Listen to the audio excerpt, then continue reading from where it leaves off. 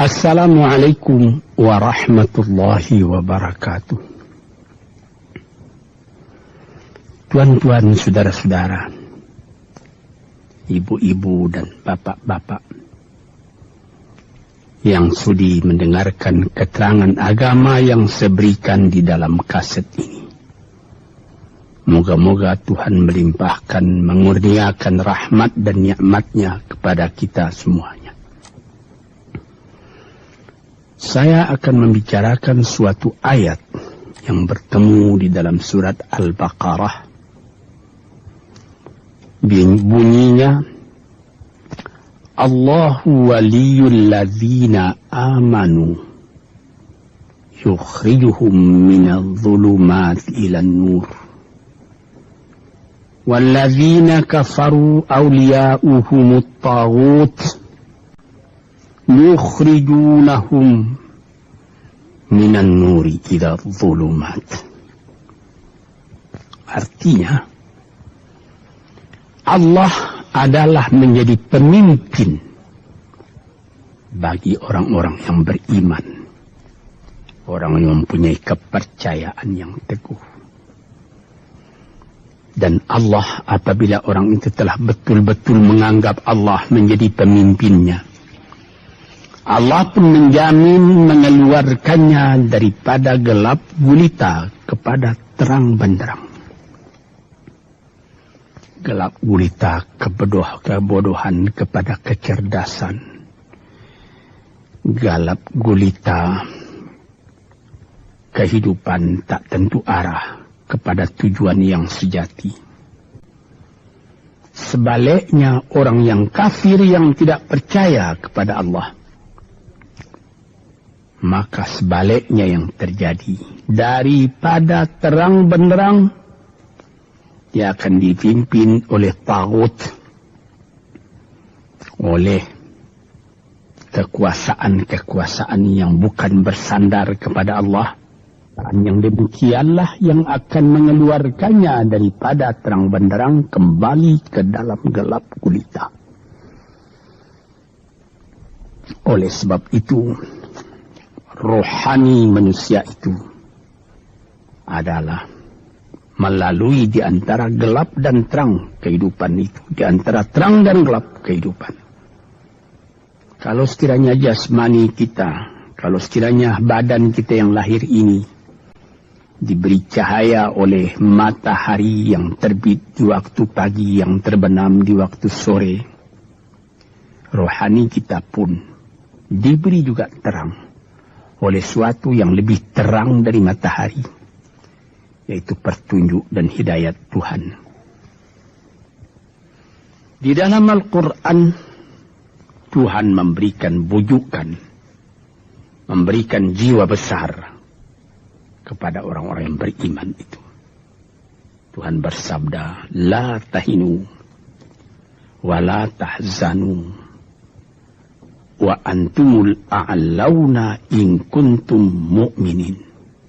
Engkau ini adalah orang yang tinggi kalau engkau tetap memegang kepercayaan kepada Allah Subhanahu wa ta'ala. Di dalam perjuangan hidup di dunia ini, perjuangan antara yang hak dengan yang batil, antara gelap dengan terang, antara keyakinan dan keraguan, manusia berjalan di sekitar itu. Di kiri dan di kanan kita berjumpalah gelap dan terang itu. Maka diberilah pedoman manusia tadi. Apa pedoman? Walaupun bagaimana hebatnya, geloranya, tofannya, halim bubunya, ombaknya dan gelombangnya kehidupan itu, manusia mesti teguh berpegang kepada iman. Sebab kehidupan di dunia itu menurut peraturannya ialah tidak ada yang tetap. Yang tetap itu ialah berubah. Berubah itulah ketetapan yang ada dalam dunia. panas sangat terik, benar, nanti akan hujan. Hujan sangat lebat, benar, nanti akan panas. Di suatu tempat terjadi hujan yang lebat, berhari-hari timbul banjir. Iya, banjir itu tidak tiap hari, nanti dia kering lagi. Di laut pun demikian pula. Ada pasang naik, tergenang ke atas. Besok pagi air itu sudah kering lagi, surut pasang. Begitulah kehidupan di dunia itu. Itu harus kita yakini supaya kita jangan terombang-ambing dalam kehidupan itu. Kalau kita sudah mulai terombang-ambing, tahu-tahu walaupun bagaimana terangnya hari, gelap timbul dalam jiwa kita sendiri. Walaupun panas terik, kita berhujan. Hujan oleh keringat kita sendiri. Jadi yang penting di sini menjaga hati itu. Sampai Rasulullah Nabi kita Muhammad sallallahu alaihi wasallam, inna fil jasadi mudghatan, di dalam tubuh manusia itu ada suatu bekuan darah. Idza salahat salahal jasadu kulluhu wa idza fasadat fasadal jasadu kulluhu. Kalau ini segumpal daging baik, seluruh badan jadi baik. Kalau dia rusak, seluruh badan jadi rusak. Apakah itu? Hati. Hati. Kendali terletak dalam hati kita. Hati artinya penuh. Bukan saja berarti pada daging, tapi pada hati dari hati, isi dari hati, atau juga akal kita. Sebab itu, maka kalau satu waktu saya pernah mengajarkan doa yang mengandung 8 sifat-sifat lemah menghilangkan kemerdekaan manusia, hari ini saya pun akan mengajarkan doa yang diajarkan juga oleh Nabi. Bagaimana menjaga hati tadi. Di situ dalam doa itu ada tersebut 4 perkara. Apa tersebut? Allahumma inni a'udzubika min qalbin la yakhsha'u wa min ilmin la yanfa'u wa min nafsin la tashba'u wa min du'a illa yusma'u. Jadi 4 perkara. Yang pertama, Allahumma inni a'udzubika min qalbin la yakhsha. Aku sangat berlindung kepada Engkau ya Allah, janganlah sampai terjadi hati saya itu tidak khusyuk lagi. Ini bahaya ini. Mulai bahaya, mengancam kepada manusia. Kalau hatinya tidak khusyuk lagi, hati khusyuk yaitu hati itu tentu jelas tujuannya kepada Allah. Allah menjadi pegangannya. Allah menjadi bentengnya. Allah menjadi ingatannya. Allah menjadi tujuannya.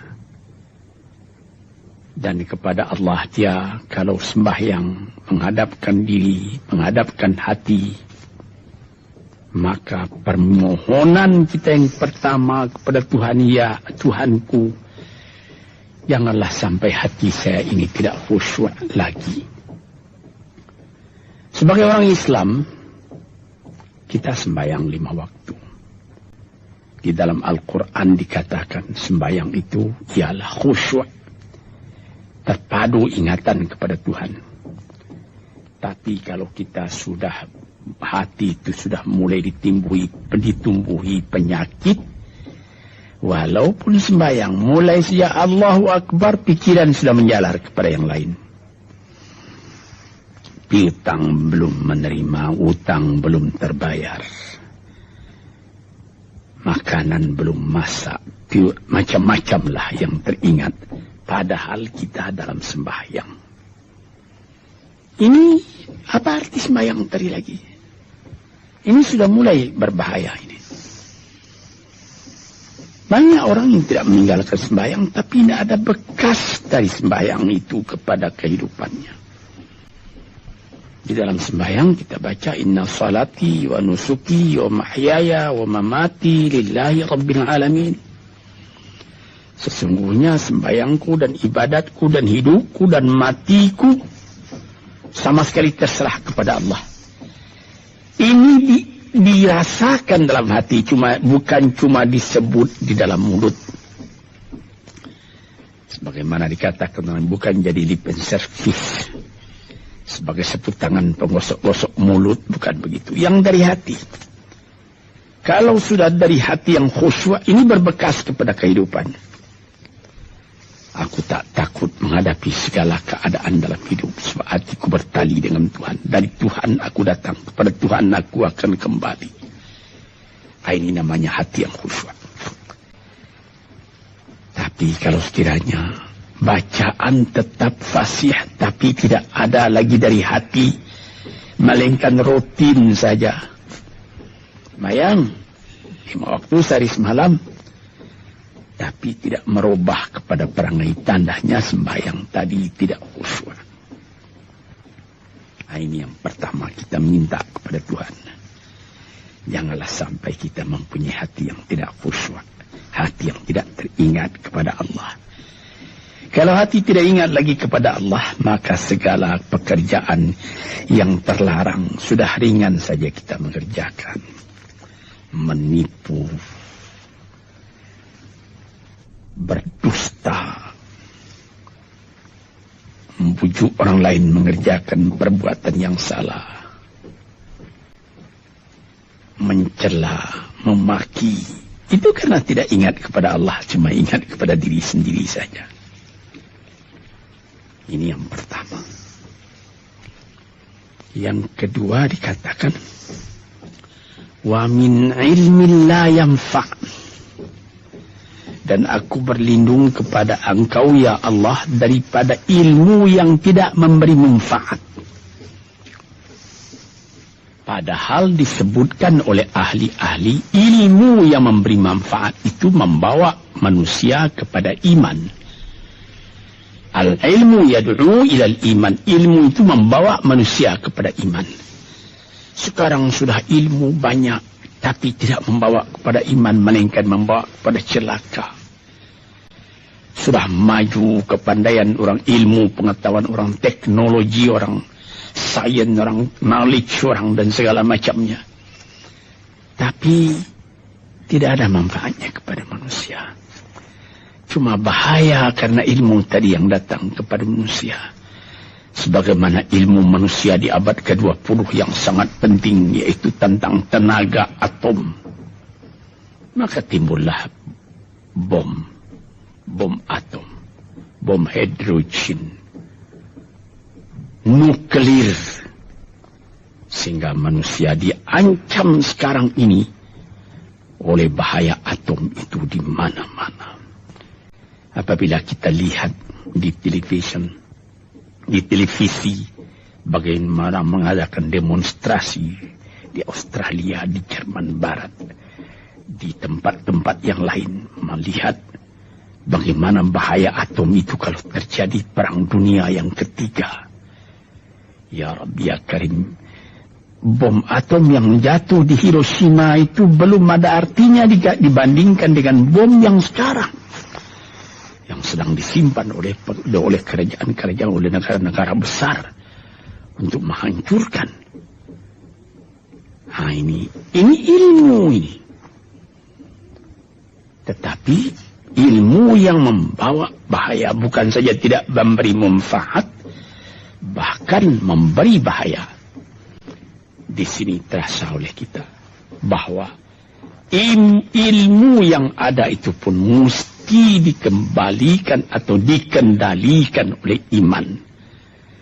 Kalau tidak, maka nyawa manusia ini akan dipandang sebagai sampah saja. Dijatuhkan satu bom hidrogen ke dalam kota Jakarta ini, na'udzubillahi min dzalik. Umpamanya dimasukkan ke kota Jakarta ini, satu bom hidrogen saja, itu sudah habis penduduk Jakarta yang lebih dari 5 juta ini. La haula wala quwata illa billah. Ini minta kepada Tuhan, ya Allah, majulah ilmu manusia, majulah teknologi manusia, tetapi jangan hendaknya kemajuan itu membawa kepada bahaya. Jangan ilmu pengetahuan itu membawa kepada yang tidak memberi manfaat. Ini doa yang kedua kepada Allah, Tuhan sarwa sekalian alam. Yang ketiga disebut lagi, wa min nafsin la tashba'u, dan aku berlindung kepada Allah daripada nafsu, daripada diri, daripada ego, daripada tiap-tiap masing-masing diri ini yang tidak merasa kenyang. Ini juga bahaya besar. Inilah yang menimbulkan penjajahan di dunia. Inilah yang menimbulkan, disebut dalam bahasa Arab, al-ghazwul fikri. Penjajahan. Sesudah Perang Dunia Kedua sudah banyak negeri-negeri yang merdeka. Tetapi sekarang timbul lagi penjajahan baru. Apa? Penjajahan fikiran. Sehingga bangsa yang merdeka tadi tidak merdeka lagi fikirannya. Dia merdeka di dalam meniru kepada bangsa yang lebih kuat. Itu namanya terjajah juga. Jadi tuan-tuan yang terhormat, apa pangkalnya ini? Daripada nafsu serakah manusia. Nafsu serakah manusia sebagaimana tersebut di dalam hadis. Lau kana libni adama wadiyani min dhahabin labtagha thalithan. Wa ma yamla'u jawf ibni adama illa turab. Kalau manusia itu mendapat suatu lembah yang penuh dengan kekayaan emas, suatu lembah, dia ingin supaya mendapat satu lembah lagi yang penuh juga dengan emas. Dapat 2 lembah, dia minta 3 lembah lagi yang penuh dengan iman. Nafsu manusia tidak pernah kenyang. Padahal akhirnya kalau dia sudah menutup mata, tidak ada yang akan memenuhi perutnya melainkan tanah. Teringat akan cerita yang disampaikan oleh Graf Leo Tolstoy, pujangga Rusia yang terkenal, bahwa orang yang tidak mempunyai nafsu yang kenyang itu, pada suatu hari katanya, ada satu orang kaya mempunyai tanah yang luas. Dia mengatakan kepada orang, boleh tuan-tuan mengambil tanah kepunyaan saya ini, berapa tuan suka, berapa tuan mau. Syaratnya cuma begini, sepanjang yang tuan berjalan dari timur ke barat, lantas sebelum matahari terbenam, tuan sampai kembali ke tempat tuan melangkah pertama tadi. Berapa saja tuan suka, boleh ambil tanah ini. Maka datanglah si tamak tadi. Tuan yang punya asli tanah tadi mengatakan, bawalah bakal, jangan lapar di jalan nanti. Baik, dibawanya nasi sebungkus, dia berjalan, jalan. Dari pukul 7 pagi. Kalau diambil kekuatan, hendaknya pukul 10 dia sudah makan. Melangkah lagi beberapa ratus meter atau sekian, nanti boleh kekuatan buat kembali. Sehingga sebelum matahari terbenam, dia sudah sampai ke tempat dia menuju bermula. Tetapi ini orang bernafsu betul, dia minta supaya banyak tanah yang dapat didapatnya. Dibawanya nasi sebungkus, tapi dia tidak jalan, di tengah jalan tidak berhenti, kan nanti berapa meter itu nanti kalau saya berhenti, tanah yang kurang buat saya. Dia terus berjalan. Dia tidak ingat bahwa kekuatan masa pergi yang lebih cepat dengan kekuatan masa pulang yang lambat itu dia tidak taksir. Dia berjalan saja cepat-cepat. Sudah pukul 1 hari, sudah jauh perjalanan. Lantas nanti kembali. Kelemahan badan, kondisi dan situasi tidak sama lagi. Tidak secepat dia pergi dahulu lagi dia pulang kembali. Maka bukan pukul 7 dia sampai. Atau pukul 5 sore tadi dia sampai ke tempat dia berjalan bermula. Karena dia jalannya sudah lunglai. Kaki sudah penat, badan sudah letih. Kira-kira baru pukul 2. Dia tidak dapat berjalan lagi karena sudah lapar. Dia coba makan sedikit pun tidak bisa lagi seenak makan yang tadi. Habis makan pun dia berjalan lagi. Pukul 3 dia terhenti. Jauh lagi baru sampai tempat yang pertama. Menurut syarat yang diberikan oleh mempunyai tanah yang pertama, kalau engkau tidak sampai ke tempatmu yang pertama tadi sorenya, tanah ini tidak engkau dapat lagi semua. Memang tidak sampai dia. Pukul 4 dia sudah berhenti berjalan, tidak kuat lagi. Mata sudah gelap. Akhirnya karena terlalu capek, terlalu penat, mati dia di tengah jalan. Berapa dia dapat tanah tadi lagi? Cuma sepanjang badannya untuk kuburannya, yang lain tinggal semua. Ini satu misal yang dibawakan oleh Graf Leo Tolstoy yang sesuai dengan hadis Nabi tadi. Nafsul la tashba. Diri manusia yang tidak pernah merasa kenyang.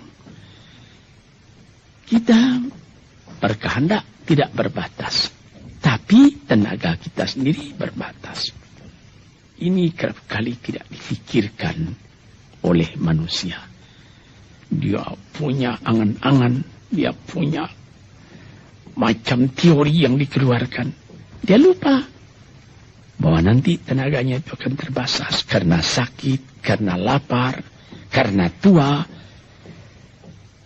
Sebagaimana pepatah dari nenek moyang kita, tanda-tanda dikirimkan lebih dulu bahwa kita tidak akan lama lagi di sini. Apa? Rambut, gigi, mata sudah mulai kabur. Uban sudah mulai bertabur. Gigi sudah mulai gugur. Kulit sudah mulai kendur.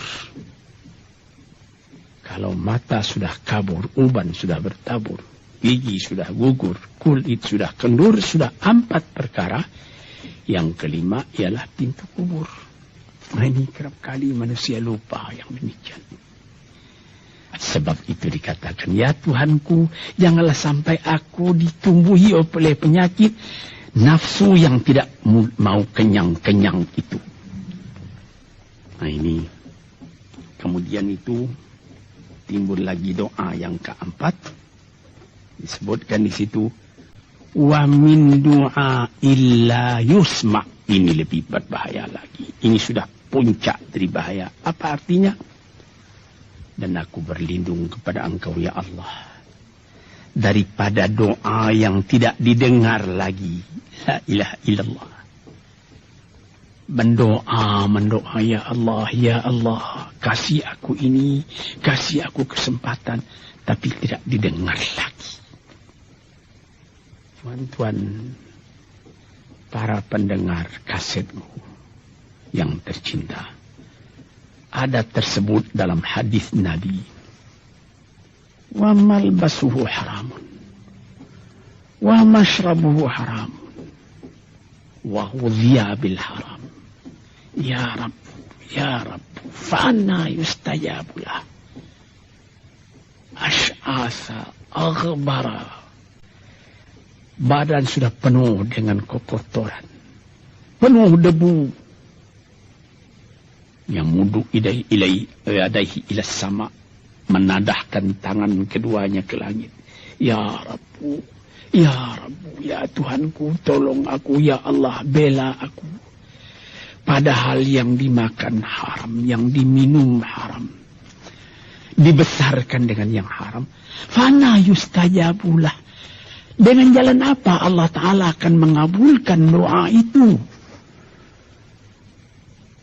Badan kotor menghadap kepada yang bersih, meminta diberi kebersihan. Bagaimana caranya?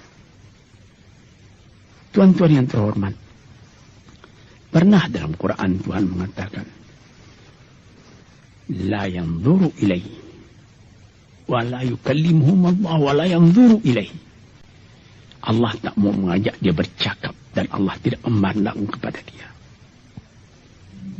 Saya sendiri dengan segala kerendahan hati mengatakan bagaimana beratnya kita bertemu dengan seorang orang besar.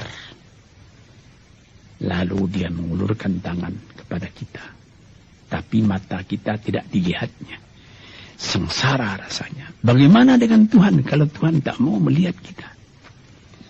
Nah, sebab itu, para pembaca, pendengar kaset yang tercinta, berdoalah kepada Tuhan supaya hati kita selalu terbuka. Jangan sampai kita mempunyai hati yang tidak khusyuk, ilmu yang tidak memberi manfaat, jiwa yang tidak pernah kenyang, dan doa yang tidak didengar. Ya Allah, dengarkan doa kami dan tunjukkan kepada kami jalan yang benar dan beri kami terang dalam kehidupan ini. Yang keempat ialah wa min du'a illa yusma'. Dan aku berlindung kepada Engkau ya Allah. Jangan sampai doaku tidak terdengar, tidak didengar oleh Tuhan. Sebagaimana kita tahu, doa itu adalah mukhul ibadah. Tulang sumsum daripada ibadat kita sendiri kepada Tuhan. Segala perbuatan kita patrikan dengan doa, dengan harapan mudah-mudahan diizinkan oleh Allah. Disampaikan maksud kita, macam-macam yang kita minta kepada Tuhan. Tapi kalau doa itu sudah tak diperdulikan lagi oleh Tuhan, apa celaka kita, apa daya kita, apa upaya kita? Di sini kita melihat apa sebab maka doa tidak didengar oleh Tuhan, tidak diperkenankan oleh Tuhan. Tentu saja bukan dari salah Tuhan, melainkan dari salah kita sendiri. Di dalam Al-Quran dikatakan, Iyyaka na'budu wa iyyaka nasta'in. Al-Fatihah tersebut, kepada Engkaulah kami menyembah, ya Allah, dan kepada Engkau kami minta tolong. Tapi dengan tidak sadar, kerap kali kita berbuat terbalik. Iyyaka nasta'in wa iyyaka na'budu, kepada Engkau kami minta tolong, lalu kepada Engkau kami menyembah. Minta tolong dulu baru menyembah. Minta tolong banyak-banyak tapi terima kasih tidak ada. Tentu saja tidak didengar oleh Tuhan. Di dalam satu hadis tersebut, Asy'atha ar-rabbara yamuddu yadayhi ila as-sama'i ya Rabbu ya Rabbu, wa mat'amuhu haramun wa mashrabuhu haramun wa malbasuhu haramun wa ghudhiya bil haram fa anna yustajabulah. Badan sudah kotor, sudah berkerunyut, kesusahan, kegelisahan kehidupan terbayang kepada tubuh sendiri. Lalu menadahkan tangan ke langit meminta kepada Allah, ya Tuhanku, ya Tuhanku. Bagaimana Tuhan bisa mengabulkan? Dengan pikiran yang kotor engkau menghadap kepada Tuhan. Kalau tidak terkabul, jangan Tuhan yang disalahi. hatimu sendirilah salahi. Apa yang kau perbuat dalam kehidupan ini? Di mana terdesak engkau ingat kepada Tuhan. Di zaman kesenangan engkau lupakan Tuhan. Di dalam mendapat percobaan engkau merengek mengadu kepada Tuhan. Jiwa yang seperti ini janganlah sampai timbul pada diri kita sendiri. Saya sudah mengalami apabila saya berhadapan-hadapan dengan orang besar. Saya ingin dia menghadapkan matanya kepada saya. Apa kabar saudara? Kabar baik. Dia lihat mata saya lihat mata dia. Tapi kalau ketika dia bersalam dengan saya, dia melihat kepada orang lain, bukan main sakit hati saya. Apa salah saya maka dia begitu? Mengapa tidak saya yang dipandang? Sedangkan dengan sesama manusia lagi begitu perasaan kita. Bagaimana dengan Tuhan? La yanzuru ilaihim wa la yukallimuhum. Allah tidak memandang sebelah mata kepada Allah, kepada kita. Allah tak mau cakap, tidak mau bercakap dengan kita sepatah pun. Langit mana tempat kita bernaung, bumi mana tempat kita berpijak, kalau sudah demikian keadaannya. Nah, ini yang dijaga tuan-tuan yang terhormat dalam doa keempatnya itu. Hati janganlah sampai tidak khusyuk. Ilmu janganlah sampai tidak memberi manfaat. Nafsu janganlah sampai tidak kenyang. Dan doa janganlah sampai tidak didengar. Saudara-saudara, moga-moga Allah memberikan kepada kita hati yang terang.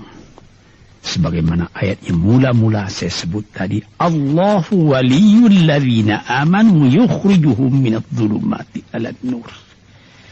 Allah lah jadi pemimpin bagi orang yang beriman. Sehingga dari gelap gulita dibawa dia oleh Tuhan kepada terang benderang. Walladzina kafaru, tetapi orang-orang yang sudah tidak ada kepercayaannya kepada Tuhan. Auliya'uhumut taghut, yang menjadi pemimpinnya bukan Tuhan tapi setan. Ia akan membawa orang itu daripada terang benderang ke dalam gelap gulita. Kita jadi meraba-raba dalam gelap kehidupan. Dalam meraba-raba itu masih ragu entah kemana akan pergi. Maut pun datang. Gelap selalu. Di dunia gelap, di akhirat pun gelap. Na'udzubillahi min dzalik. Hadirin yang terhormat, para peminat kaset ini, moga-moga semuanya ini menjadi kenang-kenangan kepada Tuhan di dalam perjalanan yang jauh, di dalam keistirahatan hidup, sehingga mendapat ketetapan hati dan tumakninah. Assalamualaikum warahmatullahi wabarakatuh.